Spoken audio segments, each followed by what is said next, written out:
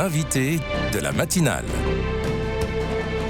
KTO Radio. Le 24 janvier dernier a été publié le second volet des archives personnelles du père Joseph Wrezinski, fondateur de l'association ATD Quart-Monde aux éditions du Cerf.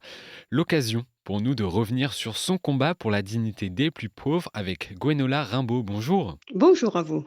Vous êtes théologienne retraitée de la faculté de théologie d'Angers et auteur du livre Premier pas de Joseph Wrezinski aux éditions Saint-Léger. Tout d'abord, pour commencer, qu'est-ce que l'association ATD Quart-Monde, qui est l'œuvre majeure de sa vie? Qu'est-ce que cette association? Eh bien, c'est une association qui, vraiment reprend la pensée de Joseph Wrezinski, pour avoir un autre rapport aux pauvres et pour, militer véritablement pour la dignité des personnes en précarité. Voilà, donc une action qui est à la fois véritablement de proximité avec les personnes, il s'agit vraiment de vivre avec, de les accompagner, mais aussi avec une dimension politique pour peser, pour que la société bouge. Pour que l'on comprenne l'origine de l'engagement de Joseph Wrezinski, éclairez-nous rapidement sur les premières années de sa vie. Qui est-il et d'où vient-il? Oui, vous avez raison de partir de son enfance parce que c'est l'expérience qui a structuré ensuite, la pensée et l'action de Joseph Wrezinski. Parce qu'il est, d'une famille, très pauvre, famille monoparentale puisque le papa, je dirais, a disparu. C'est un Polonais qui s'est marié avec une Espagnole et qui ont émigré en France Mmh. au moment où il y a la la 1 guerre mondiale et où il se trouve que les étrangers, sont internés, dès qu'ils ont un passeport, d'un pays ennemi et ce qui était le cas du père de Joseph Wrezinski qui avait un passeport allemand. Donc ils se sont retrouvés, internés du coup, Saumur, Angers. Mais dans cette expérience de pauvreté qu'il vit avec sa mère qui se retrouve seule, donc avec, 4 enfants, eh bien, il va y avoir, l'expérience de ce que c'est que vraiment une très grande, pauvreté, la pauvreté extrême ou la misère. Il, voit les humiliations de sa famille, de sa maman, il l'éprouve lui-même et la honte aussi, voilà, d'aller à la soupe, je dirais, pour ramener la soupe à la maison, préparée par les sœurs du Bon Pasteur, mais il est désigné dans le quartier comme un très pauvre et il vit vraiment cette situation d'humiliation, avec beaucoup de souffrance, avec beaucoup de douleur et ça va du coup structurer sa manière, après de penser le rapport, aux pauvres, de prendre en compte toutes ces humiliations et d'essayer d'avancer pour que ces personnes retrouvent leur dignité, bon, qu'ils ne perdent jamais bien sûr, mais que la société, je dirais, l leur fait ressentir comme tout à fait problématique. Mmh. Et comment a-t-il été Alors mis en relation justement avec l'Évangile? alors, c'est une histoire intéressante parce qu'en fait, bon, bien sûr, sa maman est chrétienne, et il va servir, la messe tout petit très petit, hein, toujours chez les sœurs du Bon Pasteur pour, parce que ceux qui servaient la messe avaient droit à un bon petit déjeuner et ramenaient aussi quelques pièces à la maison. Donc ça a été, son sa première approche, mais ensuite il a été très structuré par la JOC, donc la Jeunesse ouvrière chrétienne Oui. et c'est là où il a appris à voir, juger, agir et ça va se redévelopper ensuite dans sa manière d'approcher, la grande précarité, ultérieurement quand il sera à Noisy, parce que voir, ça va être pour lui de toujours être très attentif à ce que vivent les personnes, à les écouter en profondeur. Juger, ça va être analyser les causes de la pauvreté et non pas en rester à des jugements comme: «Ils sont paresseux, ils sont ceci ou Mmh. cela». Non, il sait par expérience que c'est pas ça et que ce sont les structures sociales qui font que la misère persiste et que les personnes ne s'en sortent pas et n'arrivent pas à émerger de la grande pauvreté, s'il n'y a pas véritablement quelque chose qui est mis en place pour eux. Et justement Et puis ensuite l'action. à ce titre, il a donc, engagé ce combat pour la dignité, des plus pauvres. Le mot, dignité est important.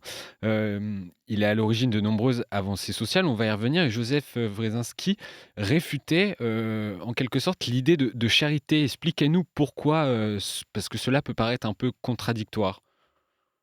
Alors, il réfute une certaine forme de Oui. charité, hein, parce que la charité est un pilier, je dirais, de la foi chrétienne et il est hors de question la de la renier. Mais c'est la forme de charité surplombante et descendante qu'il, veut transformer pour que, la charité qui est l'amour, hein, mais c'est l'amour dans la justice, soit véritablement vécue au plus au plus proche des personnes, en les rendant acteurs de leur propre vie. Donc il ne s'agit pas de faire sans des personnes en précarité, mais de faire avec. Mmh. Il y a bien sûr des moments où on agit pour, heu, quand il y a des situations de détresse extrême où, la personne n'est plus en capacité de faire fonctionner ses propres droits, mais le but de l'association ATD Quart Monde et Joseph Wresinski a toujours milité dans cette direction, c'était de rendre les gens acteurs et de dire: «Ces personnes, elles ont un savoir, elles ont une expérience et ce savoir et cette expérience, nous devons les écouter pour, transformer la société». Et de Parce nous qu'elles ont justement, une véritable science de ce qui cause la pauvreté et de ce qui, est véritablement indigne sur le plan humain. et c'est cette approche c'est vraiment de cette approche qu'on pourrait définir la spiritualité, de Joseph Wresinski et son originalité? Alors son originalité, c'est vraiment changer le rapport aux pauvres et changer le rapport à la pauvreté. C'est-à-dire vraiment considérer les personnes pauvres ou en difficulté, en galère, toutes les appellations que l'on veut, comme des personnes, qui ont des richesses et qui ont des choses à nous dire. Et d'être acteur avec eux et de leur donner simplement les leviers qui leur permettent de se saisir de plus en plus de leur propre vie. Donc ça, c'est vraiment très important et de penser la pauvreté autrement que comme tout simplement un déficit de courage, voilà, puisqu'on a beaucoup traité les pauvres de paresseux et là, il faut vraiment sortir de cette vision. La pauvreté n'est pas une fatalité comme il aimait le dire, mais véritablement une construction et une œuvre de l'ensemble des hommes, des sociétés, qui, ne structurent pas les choses de manière à permettre de donner une place à chacun. Et ce combat de chaque instant qui l'a poussé à davantage travailler, en lien avec, le monde politique. Il a notamment été membre du Conseil économique, social et environnemental, sous le mandat de François Mitterrand. Heu, que doit-on à Joseph Wresinski aujourd'hui? Alors c'est très important comme, événement parce que du coup, ATD et le père Joseph bien sûr, mais ATD encore a été considéré et continue d'être considéré comme expert de la pauvreté et donc il y a eu un rapport Wresinski sur la pauvreté, on l'appelle le rapport Wresinski, hein, en 1987. C'était un an avant sa mort. Mais c'est ça qui a fait émerger, le RMI, qui maintenant est devenu un RSA. Vous RSA, oui. voyez? Un revenu minimum. Oui. Heu, voilà pour, c'est vraiment un changement de mentalité pour dire: «Mais voilà, il faut donner à chacun la possibilité de vivre, quelles que soient, ses conditions, même si ça n'est pas suffisant, c'est vraiment un premier pas pour reconnaître que pour vivre dignement, il faut un minimum de moyens. Qu'on ne peut pas, et que ça doit être inconditionnel.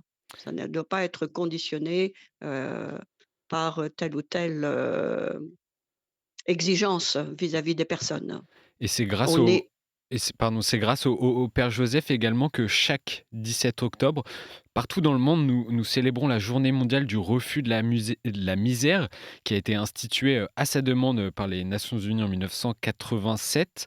Heu, bien que le Joseph Wresinski soit un acteur majeur, au niveau de la société civile et politique, aujourd'hui, son œuvre et sa bataille a quand même une notoriété inférieure, en tout cas sur un plan médiatique par rapport à l'abbé Pierre, par exemple. Pour quelles raisons est-il, moins connu? alors mais peut-être un peu difficile de répondre à cette question. C'est vrai que je pense quand même qu'ATD, est vraiment bien connu. Alors pourquoi le père Joseph, Heu, oui, c'est difficile à vraiment cerner, parce que pour autant, il a, véritablement mis en route à la fois des politiques. Il y a quand Oui, même Geneviève Antonios de Gaulle qui a été, vraiment qui a porté, hein, l'œuvre aussi avec lui. Il y a beaucoup d'universitaires qui ont été impliqués parce que ça, c'est une spécificité aussi de ATD Quart Monde et du père Joseph. Dès le démarrage, il a voulu justement dans son désir de, comprendre les mécanismes qui produisent la pauvreté, il a toujours associé les universitaires. Donc c'est vrai qu'il est connu, il y a des colloques qui continuent, voilà, des universitaires qui sont très impliqués aujourd'hui pour, continuer de travailler sur la pauvreté en lien avec ATD Quart Monde. Mais alors pourquoi au niveau politique c'est moins connu? Je saurais pas trop le dire. mmh. On essaye en tout cas de porter, tout ce legs que Joseph Wresinski a pu nous donner. Dernier mot, Gwenola Rimbaud, dernière question. Selon vous, comment, Joseph Wresinski jugerait aujourd'hui la façon dont notre société lutte contre la pauvreté? Bah, il serait toujours en colère, comme, c'était un homme assez coléreux, hein, Joseph Wresinski, il est connu aussi pour ses grandes, voilà, réactions. Mais, oui, il serait en colère. En même temps, et c'est important de dire que ce qui, se fait, je dirais, est aussi, beau. C'est-à-dire qu'il y a des belles réalisations, il y a des avancées, mais, pour autant, on est loin d'avoir éradiqué la grande pauvreté et on voit bien que l'écart entre les plus riches et les moins riches ne fait que grandir et que donc il y a un système, économique qui ne fonctionne pas bien, qui ne prend pas vraiment en compte l'humanité dans toutes ses facettes et voilà, donc je pense qu'il y aurait de grandes colères du père Joseph Wresinski pour dire: «On n'avance pas assez vite et pas on n'a pas du tout encore, véritablement fait ce qu'il faut Mmh. pour éradiquer la grande pauvreté». Merci, Gwenola Rimbaud. Je rappelle que vous êtes théologienne retraitée de la faculté de théologie, d'Angers et auteure du livre Premier pas de Joseph Wresinski aux éditions Saint-Léger. Merci à vous pour, cet entretien et passez une belle journée. Merci beaucoup.